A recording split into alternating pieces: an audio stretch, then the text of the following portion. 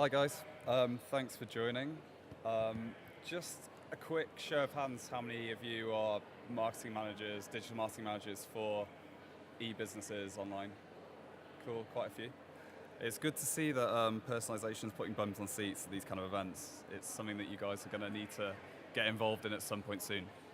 So I'm going to talk to you today about the power of personalization, how you guys can really utilize a lot of technologies online to engage the user more, to drive more sales, to drive more conversions, to drive more leads, and essentially give a better buying and service experience for the consumer on your website. Oh yeah, cool. Can everyone hear me now? Awesome.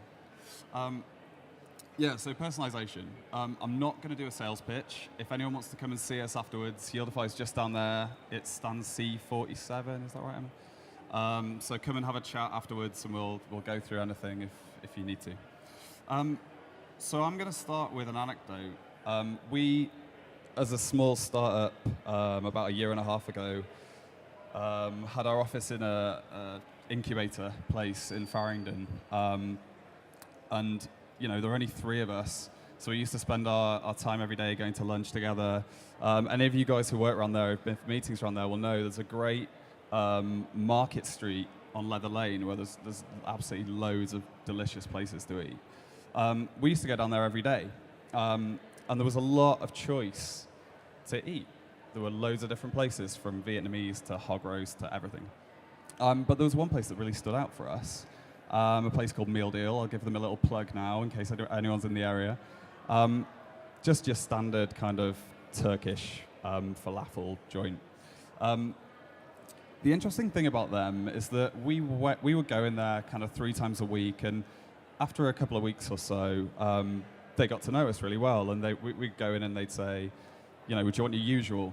They would know what we were going to order before we went in, and they gave us that kind of personalized, nice experience of that brand. We've, as a company, grown a lot over the last year and a half, and we had to move offices about 3 months ago. But I was in the area a week or so ago and popped down to Meal Deal again. This is 3.5 months later, and these guys were still like, "Hey, Ollie, how's it going? Do you want your usual?" And that really is what I'm going to talk about today, that personalized approach to talking to your customers. If you can give them something more than just the product, then you're going to win online. So that's essentially what I'm going to talk about today. The fact that familiarity breeds loyalty. Talking to consumers on a personal level is going to help a lot in actually getting more sales, getting more leads, doing all of those things that we're measured on as marketeers. I'm sure a lot of you guys have seen this, right? This is a bit of genius marketing from the guys at Coke.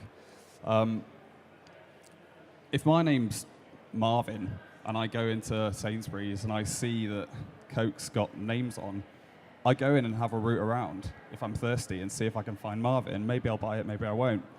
If I'm Michelle and I go in there and I'm thirsty, I'm instantly drawn towards Coke. It's got my name on it.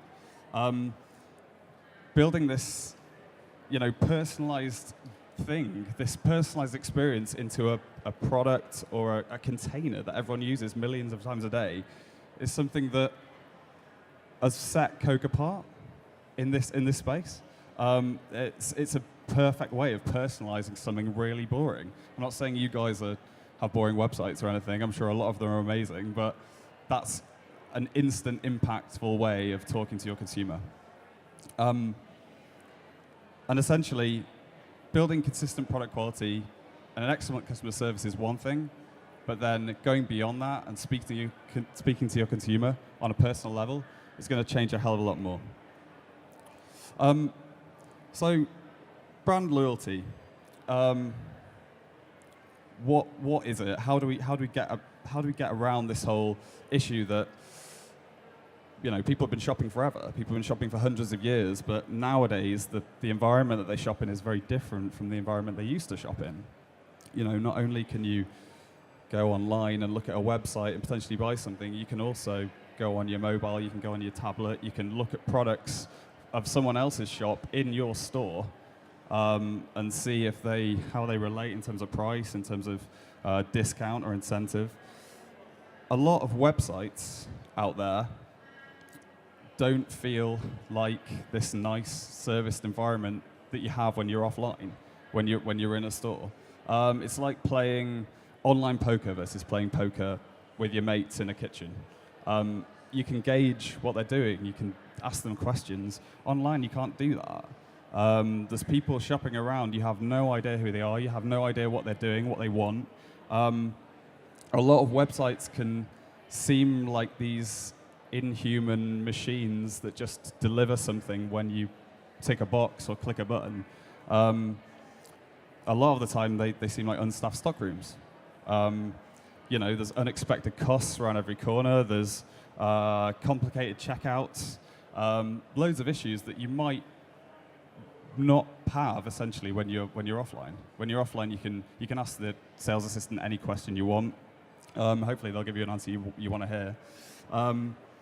But this can lead to loads of issues online with your websites. It can lead to basket abandonment. It can lead to bounce rates, drop-offs.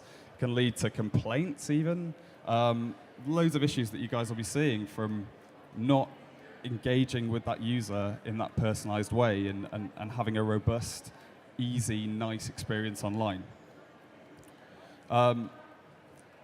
You guys are spending a lot of money driving these people onto these sites. You don't want to waste that money. This traffic is sitting on the website right now. I think, a couple of years ago, it was all about, how are we going to be able to get as much traffic as possible onto this site? Now it's like, what do we do with that traffic when it's on the site? Because we have to do something. It's a very competitive environment out there. Your products could be the same as someone else's. We really need to kind of push on to try and do something to set us apart. So what are consumers saying about this? Like, are they satisfied in this environment? I don't know, let's see. Well, just 7% of consumers are extremely satisfied that brands provide a seamless, integrated, and consistent experience across channels. Like I said before, there's loads of different ways people can shop now on your site. I mean, one poor experience on an app is going to put that user off your whole business. It's difficult. You guys have got to look after a load of different things now instead of just a bricks and mortar shop. There's a whole plethora of different issues that you guys have to deal with on a day-to-day basis to make sure that you're growing that 7% to a lot higher within your own space. What's kind of worse is that the way that we're all measured as marketeers is on stats, data, return on investment, sales, engagement, clicks, likes, whatever it is that you guys specialize in. That's how we're monitored. That's how we look at success. We don't see people on the website. We see clicks. We see traffic percentages. We see conversions. That's something we need to change. We need to start looking at these people as people, sitting in their shoes and actually understanding what it is to give a good service online and improving that user journey. Because customers don't know what channel they're actually shopping in. I mean, before I got into this industry, I didn't have a clue what affiliate was or paid search was or social media was really. They don't shop by channel. They shop by brand. They shop by business. Do people in the industry actually look at them in that way? It's very difficult because obviously we're measured in terms of ROI, but the consumer's looking at this as a whole business perspective. 55% of retailers say that investments are being driven by customer expectation and mature omni-channel capabilities, and the businesses need to play catch-up with the competitors. That's a lot of retailers. They're putting money into it, but is it working? So the three things really to keep in mind here. Consumer expectations are really rising. The consumer shopping experience is becoming much, much more complex than it used to be. like I was saying before, it used to just be shops. Now it's multiple devices in multiple different locations. People can shop anywhere. There's touch points in every single situation, from the bath to work to sitting at home to anywhere. And plus, the brands are struggling to keep up. This is something that, there's a reason why Yieldify has grown so much in the past year. It's because people are adopting this idea that they need to innovate and they need to push on through personalizing and engaging in this kind of stuff. The consumer shopping experience is becoming much, much more complex, and it's something that is a massive, massive issue for a lot of people. That's something that we need to look at. That's something that we need to really capitalize on and test. So it wouldn't be a digital marketing speech without some sort of brainy quote. So I'm going to give you one now. The speed of change in shopper behavior over the last few years, driven by the economic downturn and rising technology adoption, has meant that the industry sector needs to become even more dynamic. If predictions are to be believed, we're going to see even more change in the next few years, which will impact the retail paradigms and challenge business norms. That's from a professor of retail innovation, Kathy Barnes. And she's right, retail paradigms are shifting. The winners in this marketplace will be the brands who do adopt new technology, do test things. There's no issue with testing and failing. You don't lose in that situation. If you test, you either win or you learn. And that's so important in today's marketplace, because if you don't learn, you're not improving. And if you're not improving, you're not developing. You're not growing as a business. Something familiar, that we all know too well, and I'm going to mention big data, as it's been mentioned for years. 85% of major businesses have big data initiatives, but only 21% believe their organization has adequate analytic capabilities. Now, why is this? Like, a fifth of companies can't look at their data and understand what's going on. It can't be that there's no experience in that business. I mean, there's so many bright people in this industry. They must be able to see what data means on their own web store. It can't be a lack of skill. It can't be a lack of technology. Like, there's loads of technology out there that can help you with this kind of stuff, specialize in this kind of data analytics. We need to be breaking away from this tradition, this traditional marketing mindset. Nobody said it's going to be easy to do this, to adopt new systems, to test new things. It's a scary environment to be in. Because sometimes it doesn't go right, but then you do learn from it. That's a huge, huge percentage. So what can we do to fix it? Well, the main thing is opening a dialogue with your customers. There's so many different technologies out there that can help you to do this right now. Obviously, you guys have mostly heard of off-site, display, retargeting. You can put your product on someone else's website.